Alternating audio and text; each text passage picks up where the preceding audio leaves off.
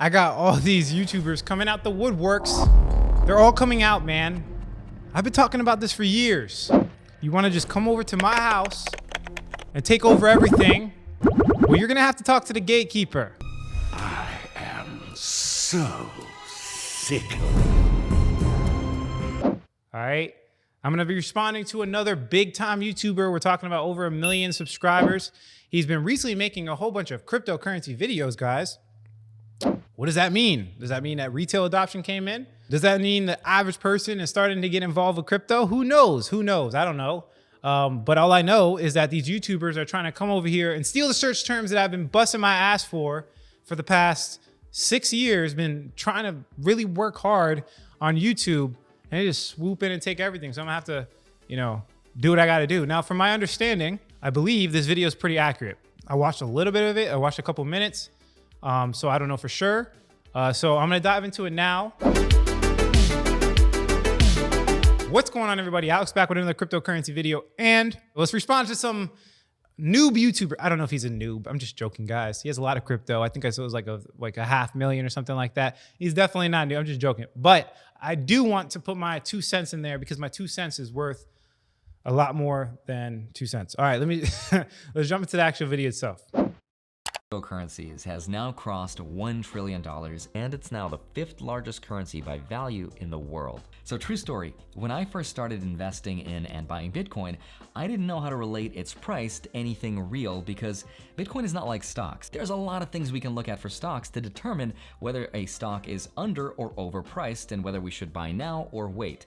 But when it comes to Bitcoin and crypto, it's sort of like this elusive idea because cryptos are not like companies. They're more like commodities, which are closer to gold and oil in that they're not real companies and they don't make any cash flow. So in this video, I want to show you everything I know about fundamental analysis that you can use to help you make a better decision. Fundamental analysis, I hear.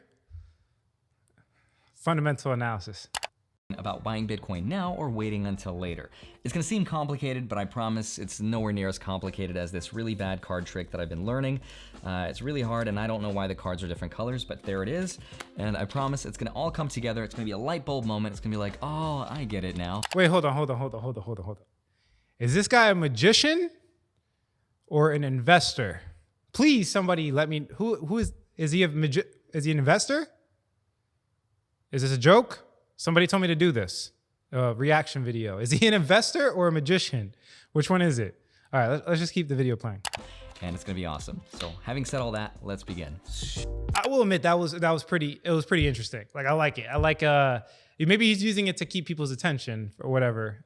Nice trick.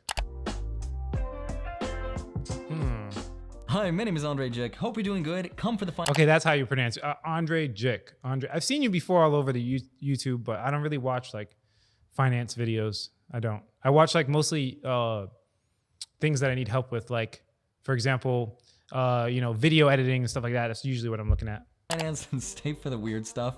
And the first thing I want to get out of the way is to show you my crypto portfolio. So this is it right here, and I just want to share with you that I have a vested interest. Mistake number one, if I'm not mistaken, I don't know where this is, but it looks like a centralized wallet. Andre, if this is on an exchange, my friend,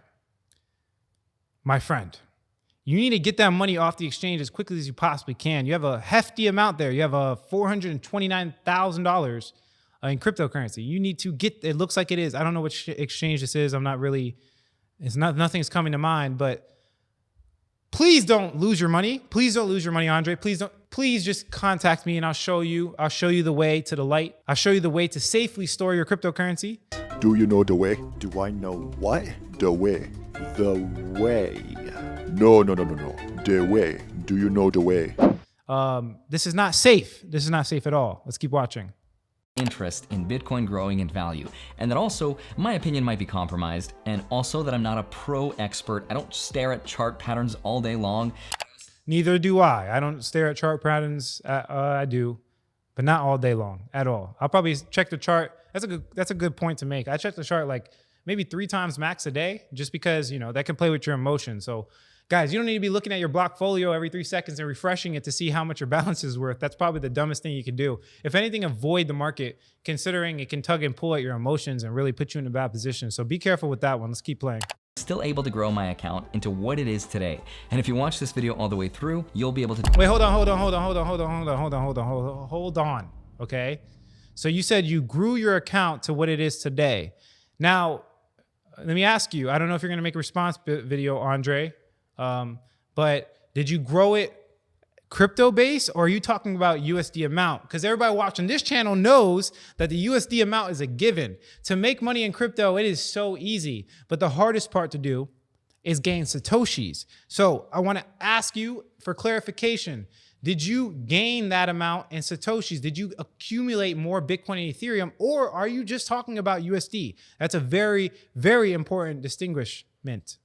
Or no, that's a very, very important difference, because anyone could just buy Bitcoin and Ethereum and hold it and wait for the asymmetrical market to blow up. But the hard part, and the part that I specialize in, is increasing your Bitcoin and Ethereum through cycle trading. That's the part that's hard. Not holding Bitcoin and Ethereum, that's easy. Let's keep watching. Made this video specifically for beginners, regardless of what your skill level is. Beginners. And I'm gonna do all that without trying to sell you any courses. So let's start with the fundamental analysis. What's wrong with selling courses? What's wrong with selling courses? Right? The reason why I don't put out affiliate codes or do any paid sponsorships is because I sell courses. Now, keep in mind, you get what you pay for.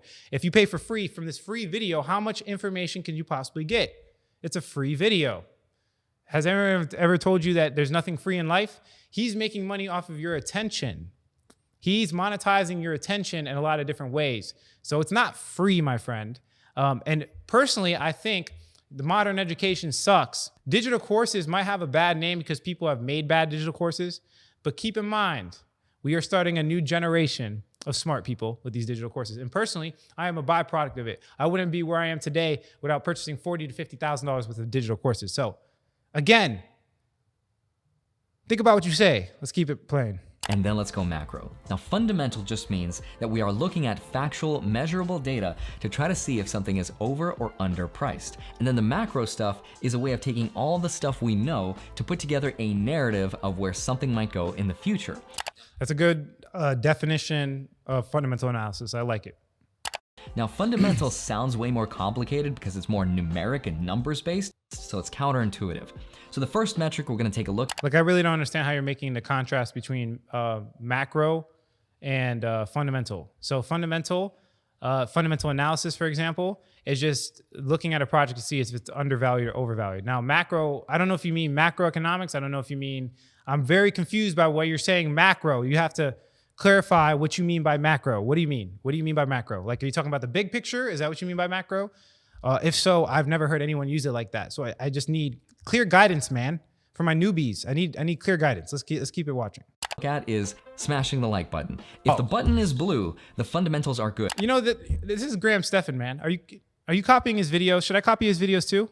Because this guy's like so popular, and you're kind of doing the same thing. So I think guys.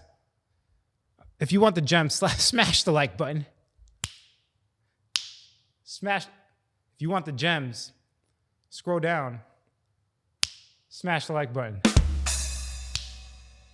All right, let me stop with the corny jokes. But if it's grayed out, the macro future of my channel is not gonna look too good. The first fundamental metric we're gonna look at is the on-chain data. Specifically, we're gonna take a look at what's called transaction volume. So the transaction volume is a measurement of how much people are transacting on the Bitcoin network. Oh my. And why is that important? It's important because it tells us how much people are actually using this technology rather than just speculating on the price when it's at an all-time high. And over a long period of time, we want to see the transaction volume grow. And this can include everything from me sending you Bitcoin to you sending me it, or even sending it to something like BlockFi, where you can earn up to 8.6% annual compound interest and get— Bro, did he just talk bad about digital courses then plug himself in? Did I just see that? BlockFi pays people, man. Are you getting paid by BlockFi? But if you go to blockchain.com/charts, this is an amazing resource. It's free, yes, so please use it. But it shows you a ton of different charts. But one of the more interesting charts is the transaction volume. So if you click on that, you're gonna see a graph over the last year of all of these transactions, and it looks crazy. And this is not a very accurate representation of how much Bitcoin is growing, because right now we are going through an insane growth phase where there's a lot of hype and FOMO, fear of missing out. Everybody wants to buy it. So it looks a little all over the place. So instead, if you click on all time, you can see that Can't even from watch the the video. year 2009, which is when Bitcoin was created, Okay. all the way So he basically said that it's all over the place. It's not an accurate representation because of lower time frames. Being that it's a lower time frames, there's less data to play with. That's what I think he meant. So I'm just gonna be very clear with you guys. He was right about that, but that was the explanation behind it. Let's keep it pushing. until today in 2021, you could see that their transaction volume has been steadily increasing. And this is really good. This tells us that the Bitcoin network effect has sort of taken on a life of its own, and it's started to grow and become widely accepted. And I promise I'll relate back to what this means for the price later in the video, but here's another really interesting metric to take a look at. And that is wallet data. Because what's Okay, really quickly before we get off this subject, I don't know if he's gonna cover it in the future of this video, but how do I say this? So he said it's not really accurate. It's not, right? So basically there's a lot of people that can make the same transactions over and over again. It doesn't really calculate how many different people are in here. Transaction volume has a lot of issues. There's also transaction volume, like he's talking about Bitcoin specifically. But I will say that, like, for example, other coins, there's a lot of things that are happening like DeFi, et cetera, et cetera. And you could even say that DeFi is happening on Bitcoin as well. So that can contribute to more transactions as well. So yeah, transaction volume is not the best. And I don't know if he's going to fix this in the later part of this video. So bear with me. But what I think is a little bit better is something called the NVT ratio. So the reason why this is a little bit more accurate is because it's actually, if you look at here, I'm going to read it. Bitcoin's NVT is calculated by dividing the network value or the market cap by the daily USD volume transmitted through the blockchain. So this is actually a more accurate representation of if the actual blockchain is overvalued or undervalued. And the reason being, if more people are using it and the USD value is not going up, it will be more undervalued because the fundamentals are a little bit stronger. Now keep in mind as well, he's talking about transaction volume and wallet data. Personally, those are fundamentals, but I'm gonna give you guys towards the end of this video way better fundamentals to be looking at, in my personal opinion, and maybe he will cover it. Let's see. Let's keep watching the video. interesting is that when you buy Bitcoin for the first time through something like Gemini or Coinbase, you're given a unique wallet address ID. So let's jump back into blockchain.com and I want to show you some wallet data. Because from the years 2009 to 2021, we can see that the unique wallet address IDs have grown to 64.7 million wallets. And this is important because it is increasing the network effect that is Bitcoin. All right. I emphasize network effect. Let me finish. Let him Because finish. it's something that a lot of critics of Bitcoin don't quite fully understand. For example, they'll say things like Bitcoin is not unique and that it can be copied. And that's literally true. You can copy and paste the code right now and create your own Bitcoin. It's not that difficult. I mean, I don't know how to do it, but I've heard it's easy, so I believe those people. But what can't be copied is the network. Yes, it's open source. You can copy and paste it from the website. All code and all blockchains are open source information. Anyone could literally copy and paste it, put it into a compiler, and run their own blockchain. Network effect. And those are things like wallets, the amount of people using Bitcoin, the amount of businesses using Bitcoin, the security, the hash rate, the transaction I volume. wouldn't say wallets. Everything else you said was good. Take out wallets. Wallets is not a clear indication. I'm gonna retouch on this when he's done, but let's keep it pushing. The brand loyalty, the trust, all of that stuff cannot be copied by simply copying and pasting the code itself. So anyway, Okay, so I would say it's a little bit, it's not black and white. There's gray areas, right? So take out wallets out of that list, and then also take out transaction volumes, because people fake transaction volumes all the time. So if you're trying to use that in your fundamental analysis to buy a coin and you're looking at transaction volumes and they're lying to your face and you don't know that, you can make a bad purchase. So take transaction volume and wallets out of what he just said, and he was correct. unique wallet addresses is growing, and that's contributing to the growing network effect. But another metric we can take a look at is what makes Bitcoin a safe transfer. Oh, whoa. Okay, so wait, hold on. Let me go back to wallets. Now, keep in mind, there's a lot of people trying to hide and launder their money with cryptocurrencies. And people just make more wallets all the time and make more accounts all the time, right? So that is not it's not super clear when it comes to actual wallet data, right? So people, like one person can have 50 accounts. So it doesn't really contribute that much to fundamentals and network effects. Personally, in my opinion, I don't look at wallet data. That's just That's just my opinion. Let's keep it value. watching. I mean, how safe is it really when you hear people getting their coins stolen all the time, right? But let me show you something that makes Bitcoin the safest transfer of value in the entire world. Let's take a look at something called the hash rate. Now, the hash rate is just a way of measuring the computing power of the Bitcoin network. Now, right now, there are roughly 42 million millionaires out there in the world, and there will only ever be 21 million Bitcoins in all of existence. So the question becomes, how much of Bitcoin's price is inflated and how much of it is real? And this is one of the questions that my friend Graham Stephan had about Bitcoin in one of the critiques. So I hope this next part helps anybody with that same critique answer that question. You've probably heard of people called miners, not to be confused with underage wizards. These are computer wizards that use their computers to automatically solve complex equations and algorithms. Did he say automagically? I think he said automagically. Did he just say that?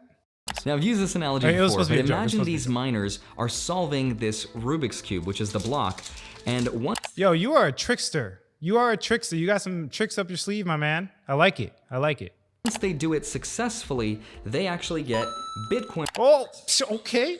Yo, I need to start learning some magic tricks for these videos so I can keep your attention, man. That's fire. That's fire. From I the like Rubik's it. Cube itself, which is really interesting because as Bitcoin grows in value, the more people want to join in on the fun to try to solve the block because the reward is more valuable. But what's interesting about that is that the more people join in on the fun, the more secure the network becomes and the more resistant from attacks it becomes as well. And that all obviously increases the value and the trust in the system. So let me jump back into blockchain. Man, that was accurate. That was the best explanation. I like you. I like it. Man, hit me up. I'm a smaller channel, I will admit, but I can make you some money maybe. You got Bitcoin and Ethereum, man. You need to get into altcoins, DeFi, innovation. Yeah, you might lose some money, but I got some students that 10x their money in 7 days. If you don't got the risk appetite, I understand, my man. I understand. But this is an asymmetrical market. Risk is the new safe, in my personal opinion. But that's my personal opinion. Let's keep watching the video. And show you what's happened to the hash rate over the last 10 years. As you can see, over the last 10 years, the hash rate has grown exponentially, which is great because that is exactly how new technology gets adopted. It never grows in a linear line. It starts off slow and then boom, it just starts to take. No. Okay, let me just be let's be careful with this. Okay, so he's right? It's never a linear line, but parabolic growth patterns are actually specifically a whole subject in its own. He said this video was for beginners, so I'm not going to hold him accountable on that. But essentially, parabolic growth patterns go up in a curve, and it exponentially grows. So yeah, all the biggest industries in the world, like Apple, Amazon, all the biggest tech companies, they essentially grow in a parabolic up curve, right? And right now, Bitcoin's in a parabolic growth pattern as well. If you look at the price, it essentially curves up. It's not like a linear straight line, if that makes sense. But I wanted to touch on that because he kind of briefly went over it. So right now, the Bitcoin network is capable of 151 terahashes per second. What does that mean? That means it is capable of 151 trillion calculations per second. But what does that mean?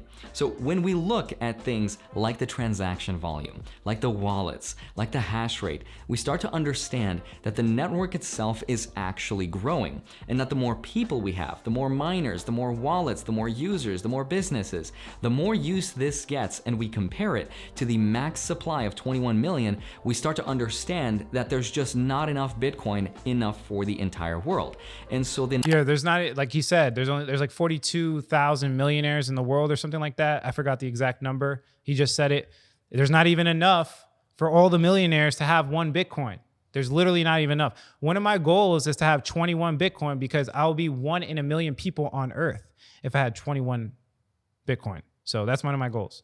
Network is actually growing based on real calculated data that we could look at and put a value on. So hopefully I've shown you some on-chain fundamental analysis that shows you that at least this growth is fueled by real measurable data rather than just a speculative growth and just a hype bubble. Exactly. So basically, regular companies have like balance sheets that you can look at, reports that they put out quarterly, and you can look at the metrics to see if it's undervalued or overvalued. All of that is essentially on the open, trustless, completely transparent blockchain. So there's literally a blockchain. Think of it like, how do I put this? This is like a Google for all the transactions that's ever been made on Bitcoin. So every single transaction has ever been made is actually recorded on the public blockchain. This is why it actually, when people are saying, they're drug dealers and these big cartel members on Bitcoin, it's actually the worst place you could do it because all of them are tracked, right?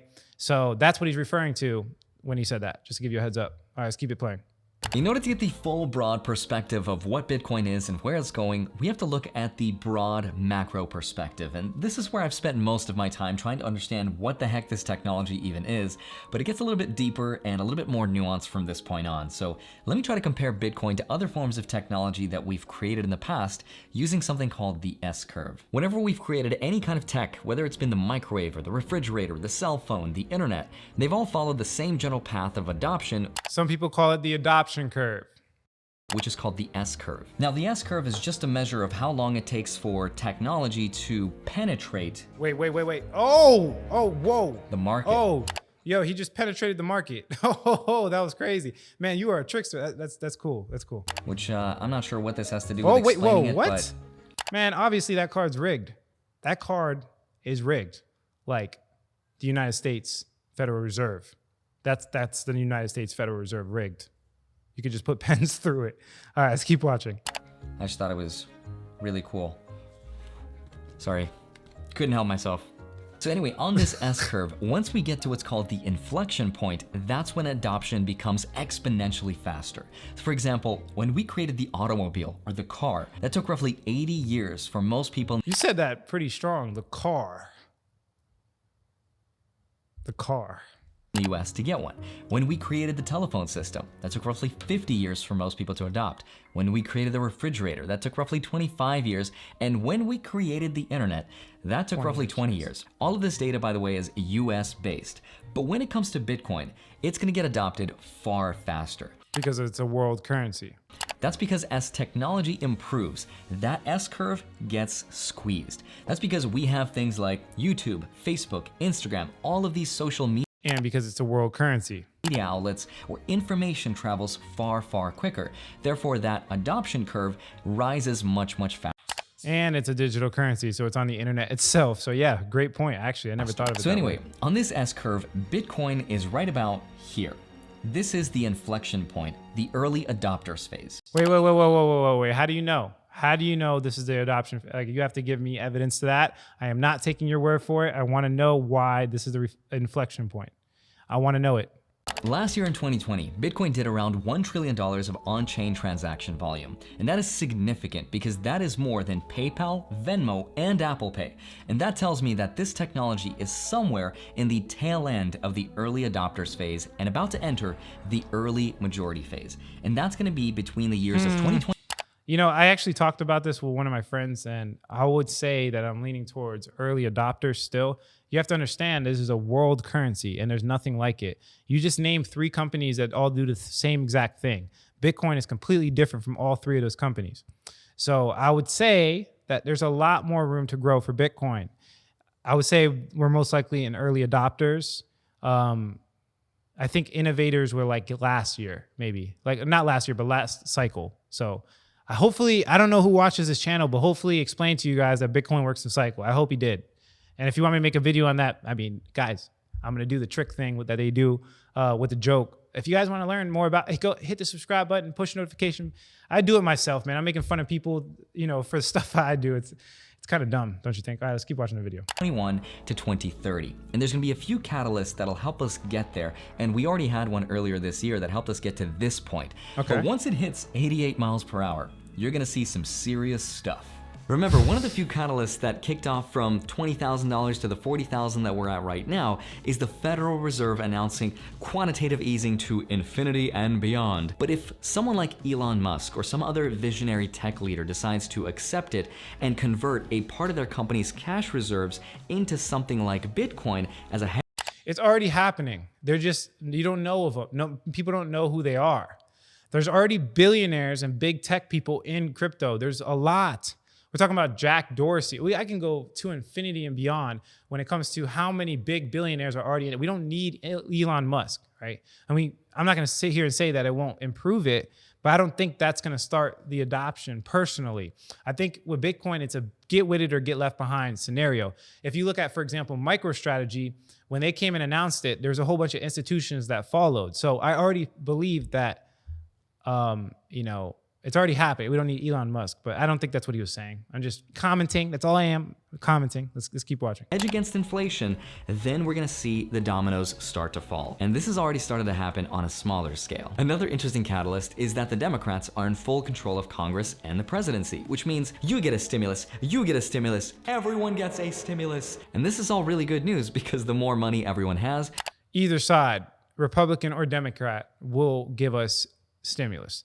And you know, even though obviously, you know, one side's more than the other, they have to, or the economy is going to go bust. And either one of those situations is going to increase the price of Bitcoin. So even with more quantitative easing, more money printing, or if they stop that and the economy goes bust, both of them will be catalyst. The more retail buying we get. Another potential catalyst is the Bitcoin ETF, because right now, okay, that's an old catalyst, my friend. Like, where are you getting this information from? We need newer catalysts. A new catalyst, in my opinion, will be something like a digital currency, like a digital yen, or if Facebook actually comes out with their cryptocurrency, or the United States, you know, comes out with, like, I don't know, USDC. Now, the reason why I'm saying this, and I want to be very clear, is because I know other parts of crypto, okay? So I am talking about Bitcoin, but I'm also referring to decentralized finance. Guys, if you did not know, there's a whole flourishing ecosystem of financial products that people can't even, I'm sure you haven't even seen it. But this is the innovation, right? When they make these stable coins, they're going to be using these stable coins to generate yields in DeFi. Currently, you can take Bitcoin and put it on the Ethereum blockchain via wrapped Bitcoin and get yields from it with DeFi. I don't know why these new YouTubers are completely passing over the biggest innovation cryptocurrency has ever seen before, right? Bitcoin made, you know, the world reserve currency, I guess, or whatever you want to call it, a hedge against inflation. DeFi created everything else. We need you guys to start talking about what's really going on, and that's DeFi. But I mean, this is a beginner video, I guess. Let's keep buying watching. Bitcoin directly is pretty complicated. Even though I made a video about it, people still had tons and tons of questions. So instead of buying it directly, why not buy it through an ETF and then put it inside of your retirement account? Once that happens, essentially, accredited investors, people are you know, used to traditional products. They don't want to just buy the underlying asset. They would rather have it similar to what their portfolio looks like now. So this is a way, a Bitcoin ETF is a way for them to buy Bitcoin, but without actually buying the asset and being able to compare it to their other investments. That's all he's talking about. It's just it's a way for institutional investors to get their feet wet. That's all it is. the price will explode. Another catalyst is something really interesting with favorable regulation, because right now we're seeing the OCC give permission to crypto companies to partner up with banks to hold custody over Bitcoin, which means instead of holding it on some cold storage wallet that you may or may not trust, instead people will be able to have their Bitcoin stored with their bank. That's Citibank, Chase, US Bank, all the central banks, potentially, which is huge, because then we could maybe even buy Bitcoin through the banks directly. So all of That's a good point. That's definitely something I would say is one of the more recent catalysts. Okay, let's keep watching. this is extremely positive news that I think we'll see sometime either this year or at least this decade. But now that you know all that, I want to show you something that's going to help you make the final decision on whether you should wait or buy now. Let me introduce you to the Mario Kart Rainbow Road equivalent, which is the rainbow chart of Bitcoin. That's really interesting because it uses something called logarithmic. Are you kidding me right now? Are you kidding? It's not the rainbow chart, man. It's the logarithmic regression. And then you could also look up something for my viewers that want to get a little bit more advanced. Look up the stock to flow ratio. That's more popular than this, but let's look at this more. Let's keep it going. Regression, which is just a way of looking at the price from a backwards perspective using not linear scales, but logarithmic scales. And what's Data science. This is data science. Keep it pushing. interesting is that depending on the price level and the time frame that we're in, it'll show you a different kind of analysis for what Bitcoin is doing. Like for example, right now, we're in the HODL phase, which means strap in, we are about to go for a wild ride. We're not necessarily at the top, but it's not cheap to buy Bitcoin, nor is it really expensive. It's somewhere in the middle. Surprisingly silly, but interestingly pretty accurate too.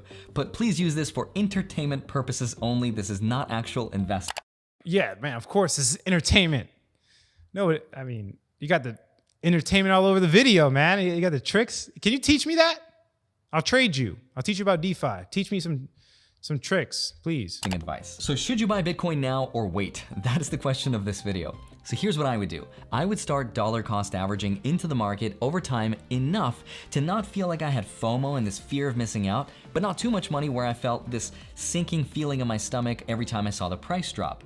But think about it like this. If you had bought Bitcoin at the tail end of 2017 and I really hope you explain dollar cost average, because you just told them something. And if this is a beginner video, nobody's going to know what that is. So if he doesn't explain it, guys, I'll explain it myself. December for $20,000 each, and if you had held on, you would have 2x'd your money at this point, which is still an incredible return on your money. But if you had dollar cost averaged into the market over that same period of time between 2017 to 2021, you would have made several 100%, which is insane. Hold on. Wait, bro. I think you would have made like 6x. I dollar cost average throughout the whole thing. I never purchased Bitcoin at 20K. I bought the majority of my Bitcoin at $3,800, $3,900, around the $4,000 range when we saw that big crash. And I have essentially 6x my portfolio. So yeah, I mean, you said several 100%, but let's get specific, because people are, when you say several, they're gonna think like, we're gonna 2.5 it. No, Bitcoin is a 10, 20x. This is real. I am not lying on the internet. Let's keep watching the video. So I might want to put 10% of my monthly income into Bitcoin and treat it like a retirement account that I can't touch. And if hypothetically that $10,000 grows into something like $50,000, then I might want to sell that initial principal value of $10,000 to cover it and make myself feel safe.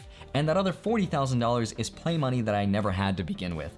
And that's a really interesting little mental trick that you can use to really help you out. Yeah, that's a good one. Even at $40,000 per Bitcoin, we are still very, very early. In the meantime, I want to thank Anthony Pompliano. I just got off the phone with him, got to verify some of this information, pick his brain a little bit. And if you don't follow his newsletter already, what are you doing? Go sign up right now and tell him Andrei sent you. He is one of the smartest people in the crypto space. So please go do that. We can talk. Let's talk.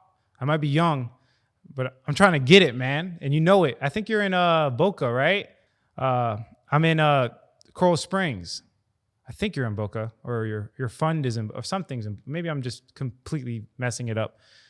But yeah, young go-getter. I could do things. Let me know. That. And in the meantime, go grab your 4 free stocks with Webull by depositing $100.